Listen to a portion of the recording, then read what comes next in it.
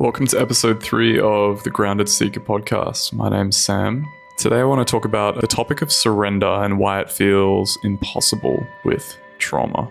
This episode's going to go over some really important concepts as it relates to integration of trauma, and I'm also going to talk about and relate to you on that level of trying to put these non-dual teachings into practice, into daily life, and really struggling to do that. And being frustrated as to why it isn't working, why am I unable to do this, and really level with you there and offer some really practical guidance so that you can move forward in a healthier way and begin the deeper integration work. So you'll get a lot out of this episode if you're interested in that, if you're interested in the concept of surrender, and much love to you. So maybe you've been watching non-dual videos from teachers. They look like they have it together. They have a certain transmission about them that makes you feel, man, they really get it.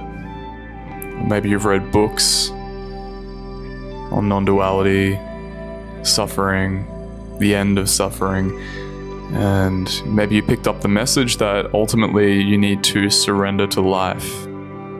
Now, let me paint the picture for you. Then maybe you take that teaching on board and you're like, okay, well, I'm going to surrender to life. You walk out and you maybe have some sort of a practice where you allow your attention to be in the now very immediately. So maybe you feel sensation.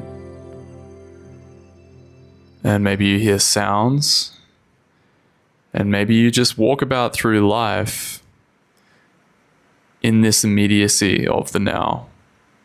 And maybe you have a background sense as the rain kicks in here at my apartment in India. You might hear some rain in the background. But maybe you have a sense of,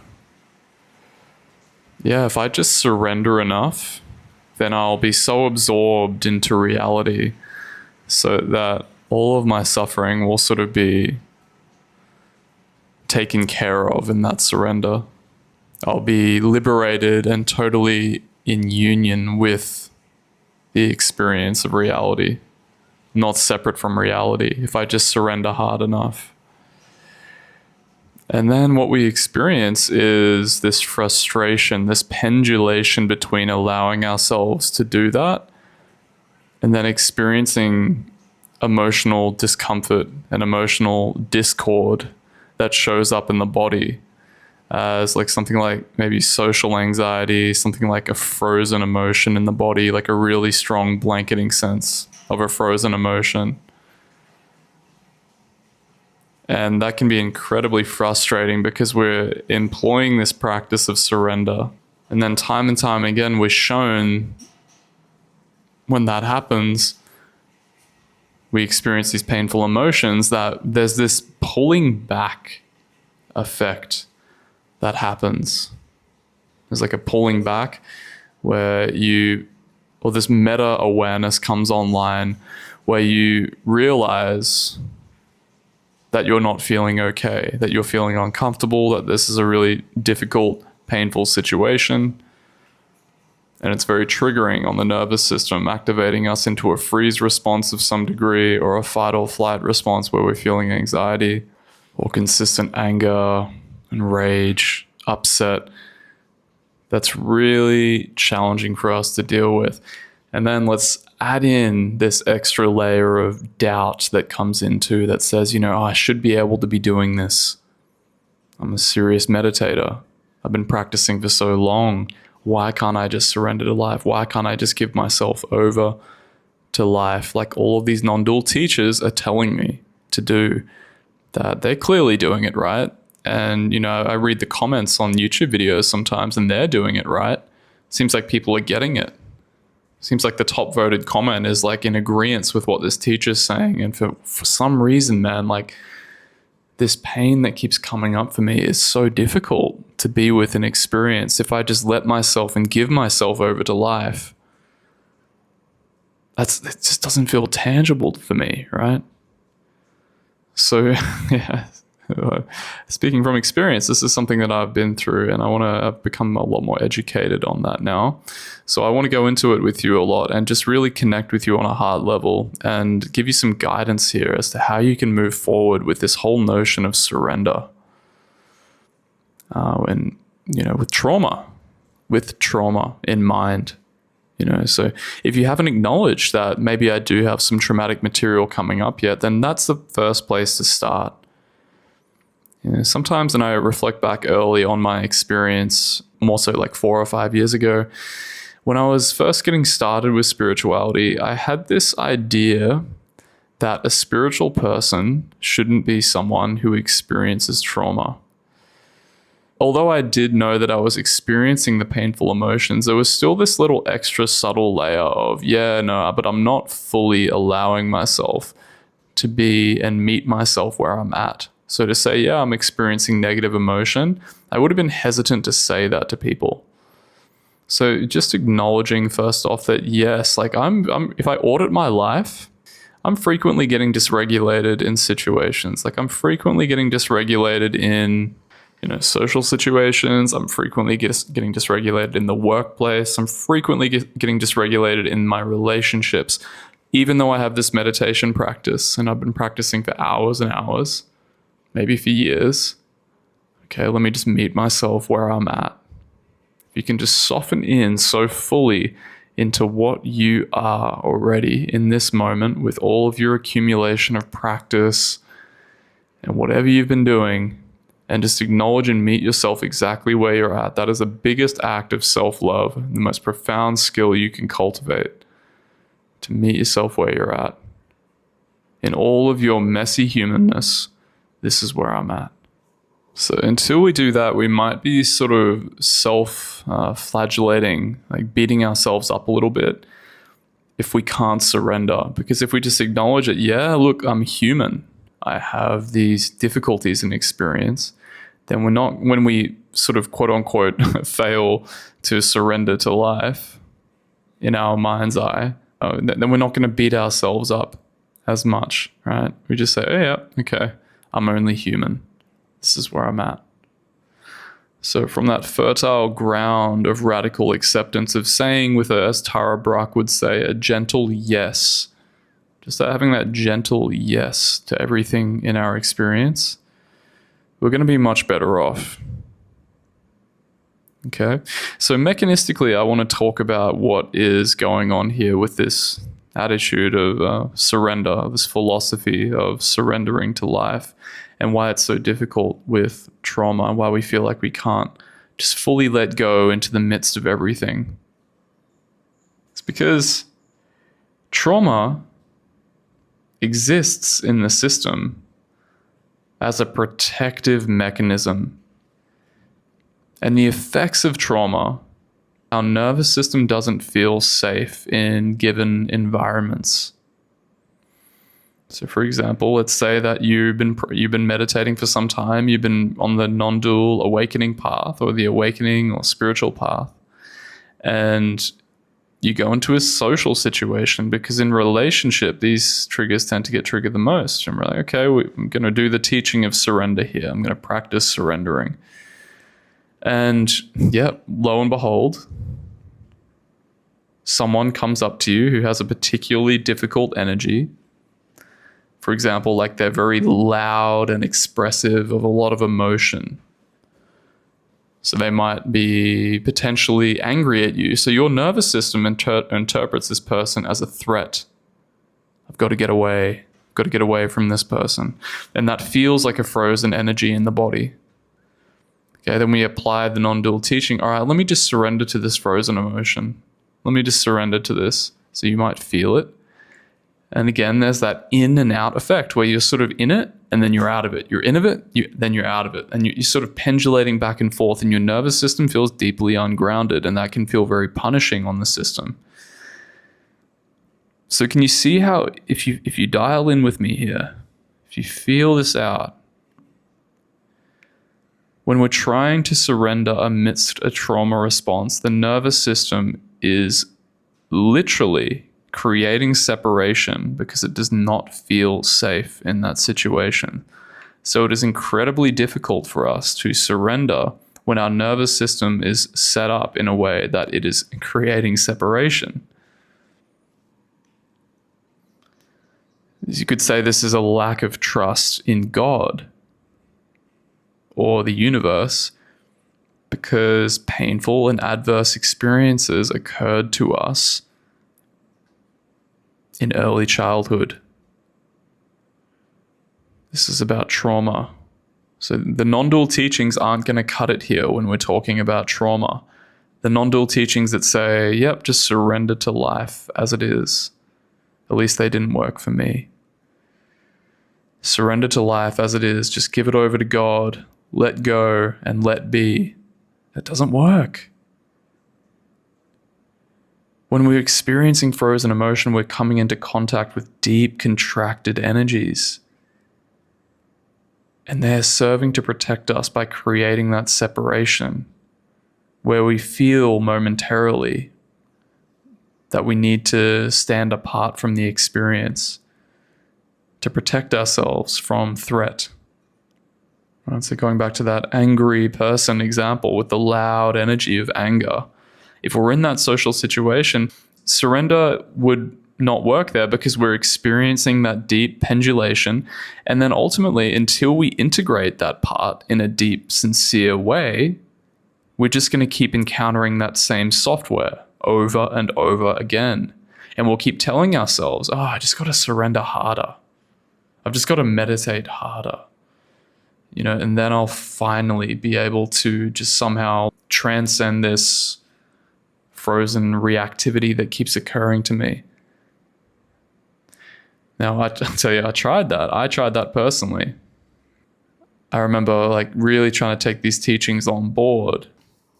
And time again, I would be met with a pulling back response, whether it was in a social situation, whether it was with a partner.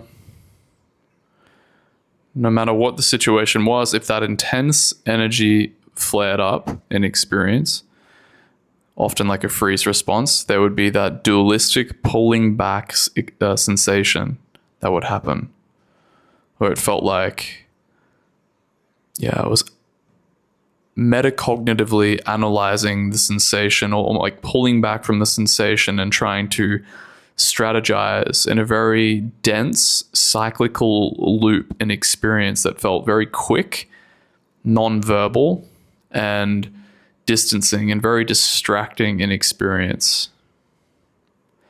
And this is a trauma response. Earlier on in childhood, if I mapped that back to earlier childhood experiences, maybe I was encountering a very deep-seated fear of rejection, very deep-seated fear of humiliation, something like this. And the body has learned, or did learn, that you've got to stuff that down. You've got to stuff that down, man. Don't show that. Otherwise, something really bad will happen. You'll be rejected. You'll be an outcast if you allow yourself to show that. So another non-dual teaching that we might encounter is, let me just be with that sensation. Let me just be with that sensation of contracted energy, right?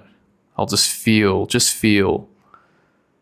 Now, that is a good teaching. We should be feeling the body. We should be, as I talked about in my embodiment, 5 years of no BS embodiment advice video, we should be feeling the body. And we want to ideally come to that place where we're in contact with sensation. Because truth be told, if we're in a social situation or something challenging and we're doing this surrender practice, right? We don't want to be disembodied. We want to be in contact with sensations. However, what I will add to that is I don't believe that resting as the sensation and just feeling the sensation is enough when we're dealing with this degree of distress in the system.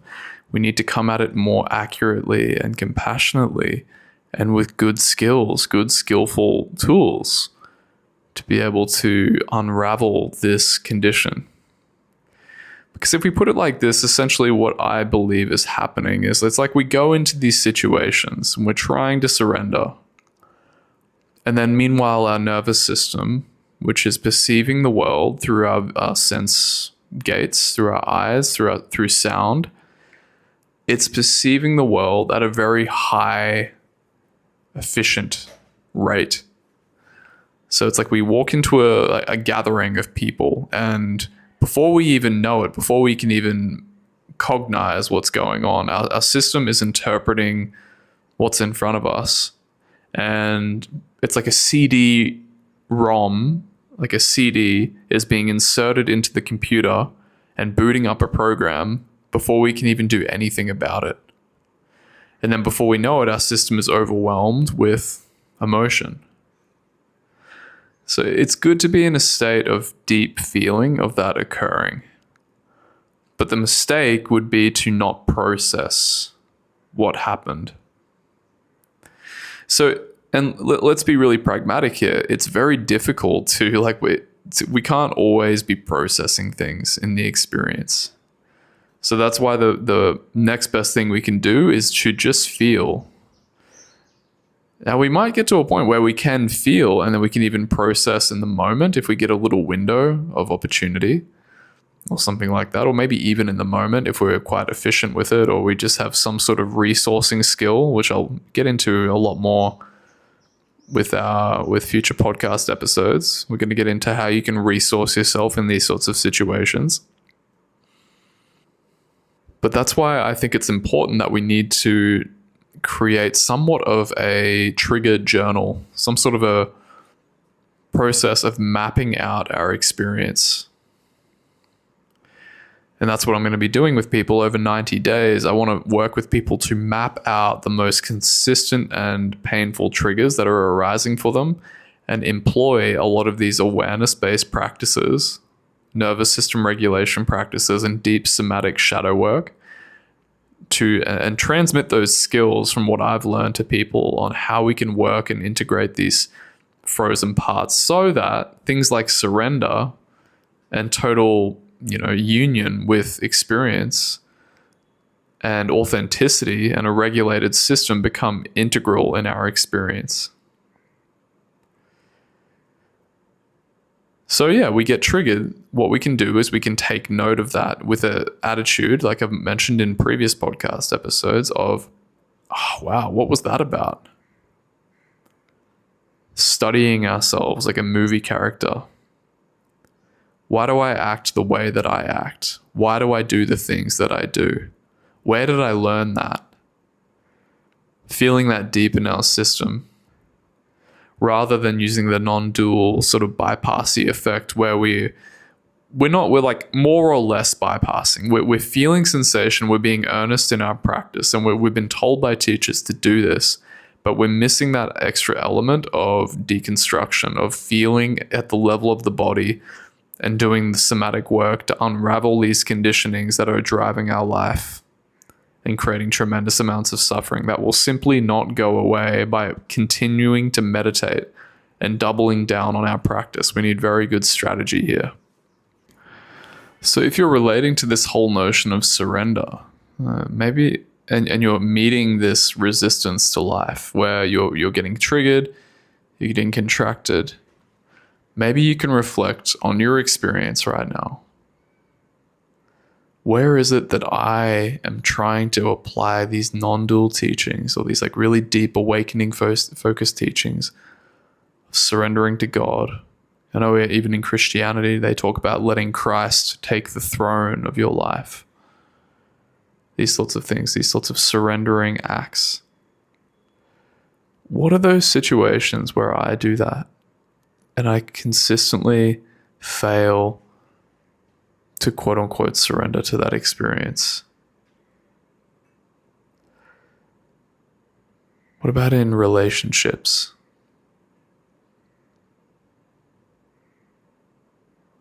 What about in the workplace? If you need to pause, you can pause to think about this, because I encourage you. Am I doubling down and beating myself up about not being able to surrender to life in any way, shape, or form because I'm not meeting myself and holding those frozen parts of myself or aggravated parts of myself with the deep, tender, loving care and attention and nurturing that they need? And am I distancing myself from who and what I am so deeply and fully as I am right now in this moment by using a spiritual teaching, which my ego is leveraging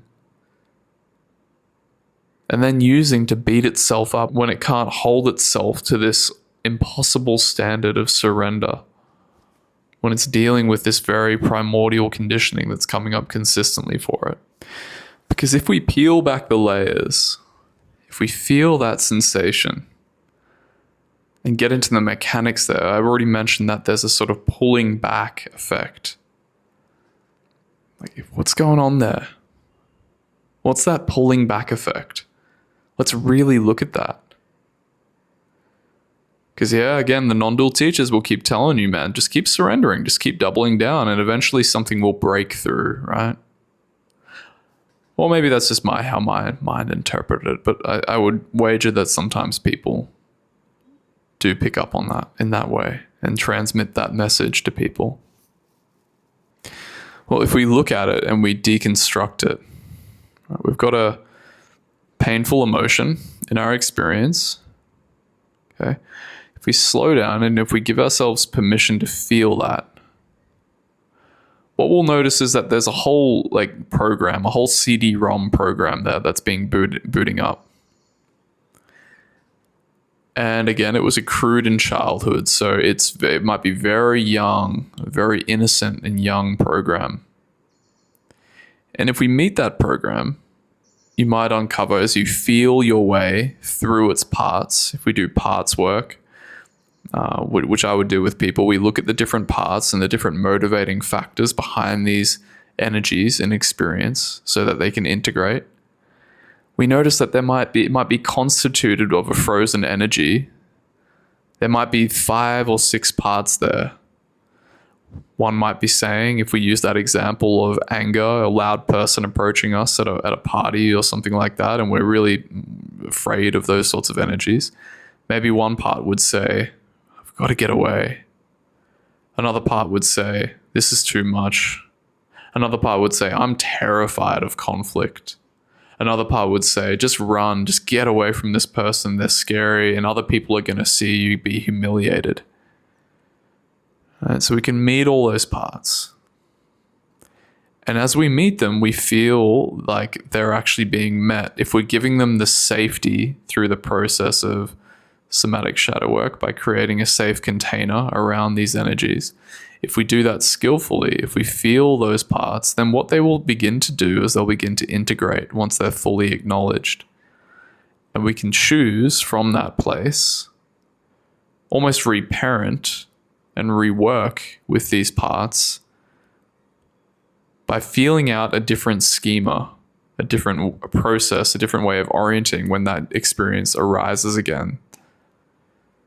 So we have that contraction, and then as we process it, it gets less and less, where all of the parts are reconstituting themselves into a healthy ego structure, right? Which we're trying to transcend desperately a lot of the time when we're doing spirituality initially.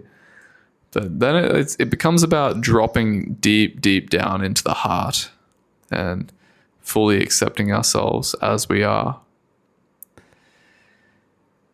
As we integrate and reconstitute those parts, we notice that it frees up that energy in the system.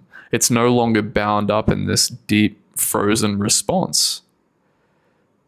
So, and what that feels like is more fluidity, nervous system regulation, and centeredness in our experience, where we heal the heart essentially by meeting these parts full on.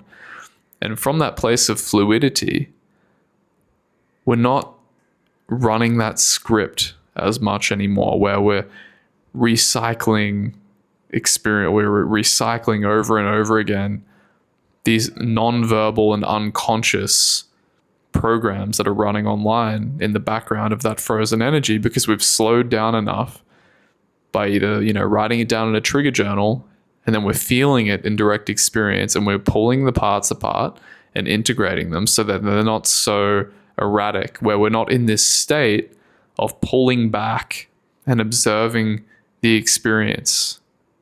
And then we're in the experience and we're out of the experience. We're in the experience, but when we do the integration, there's a fluidity and a relaxation into what we are, where that whole apparatus of we're in it, then we're out of it, we're in it, we're out of it, softens completely.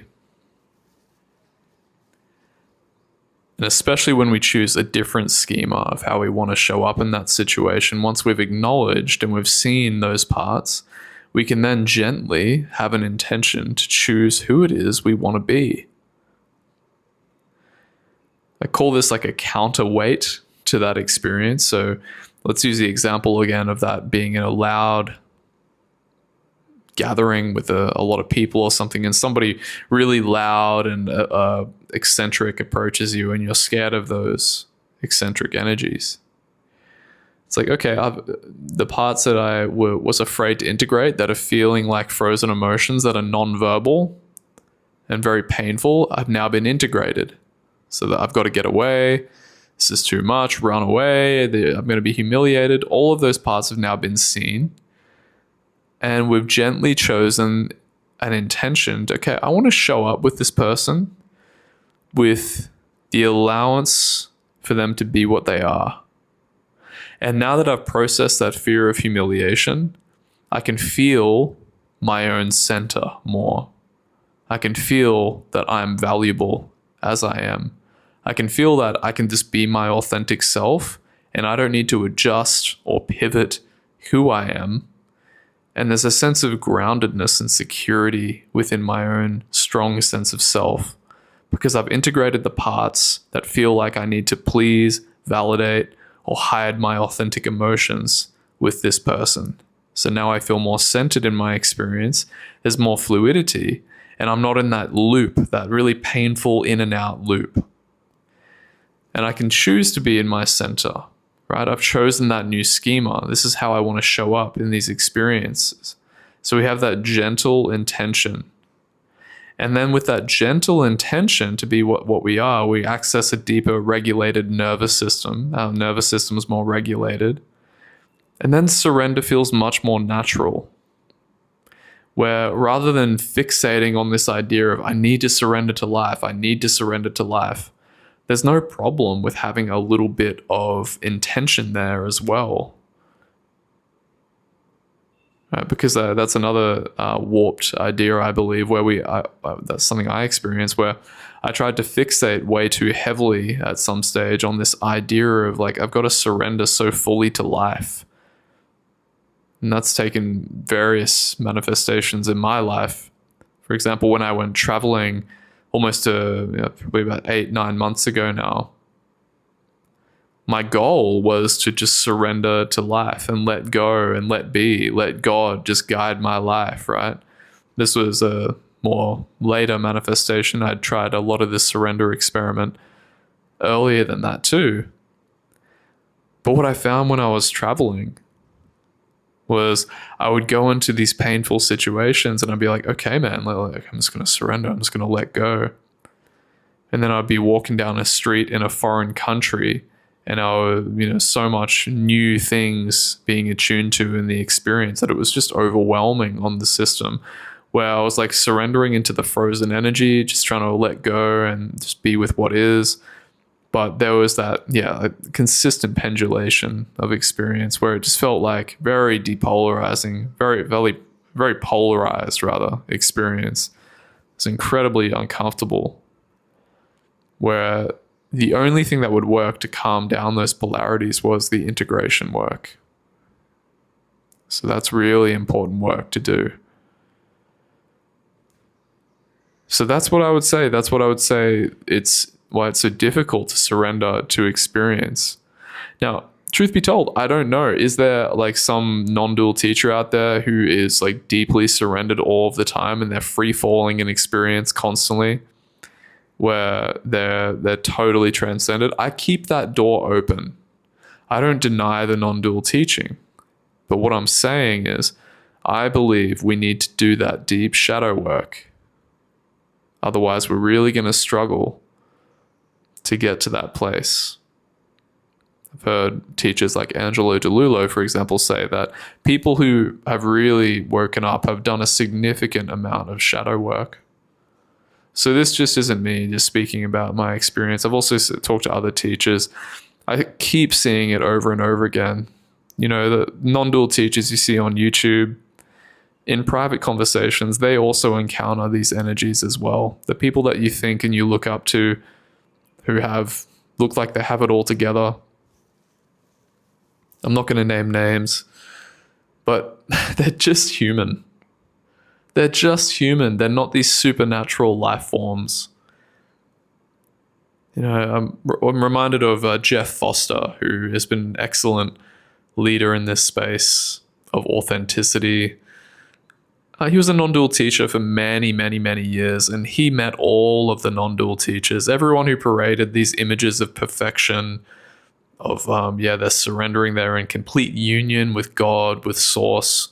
And he said, you know, behind the scenes, they're just as, you know, they've got all their stuff. Like, they're arguing, they're cheating on their wives, or like whatever, you know. So these people have their shit. They're not like images of perfection. So we need to take these non-dual teachers who transmit these messages through YouTube videos off that pedestal. You got to take me off the pedestal if you're looking at me as an authority. And coming back to like having that humility to be able to receive pointings from teachers, but also having the self-respect to trust your own instinct. So I can point to the moon, but you have to ultimately decide, does this align for me? Does it align for me with what Sam's saying right now, to do shadow work in order to open up the nervous system so that there's less of this dualistic pulling back response by doing the deep, meaningful somatic shadow work in a safe way to open up the nervous system so I can let go and let be and be my authentic self, feel more regulated, and be in flow much more readily.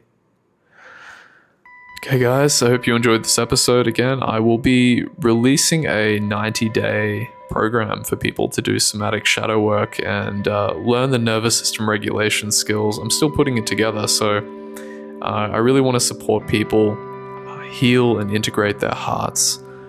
Ultimately, that younger version of me, I want to scratch my own itch with this sort of work and give people the genuine resource that I would have tremendously benefited from, just to accelerate this whole process of integration, of just learning the things that actually work to really help the nervous system ground and get real with what this whole awakening thing's about for you, and feel better, integrated, healthy, happy. Okay, so, and also drop a comment, let me know if you have any suggestions, and like the video and share it with your friends. It always helps me out tremendously if you think they'll benefit from it. Thank you guys, I'll see you in the next episode.